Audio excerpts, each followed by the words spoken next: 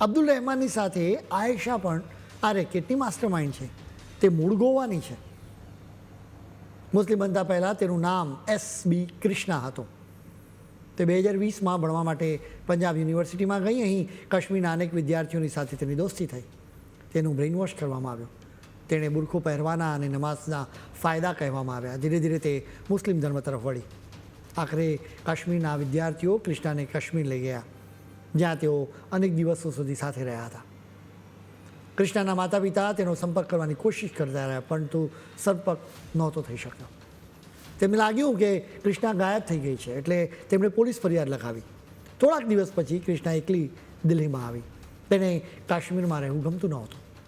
તેના પરિવારનો તેની સાથે સંપર્ક થયો. તેઓ કૃષ્ણાને ગોવા લઈ ગયા હતા. તેમણે કૃષ્ણાનો મોબાઈલ ફોન જપ્ત કરી લીધો, જેના લીધે ધર્મ પરિવર્તન કરાવતી ગેંગની સાથેનો તેનો સંપર્ક તૂટી ગયો. 6 મહિના પછી તે ભાગી ગઈ.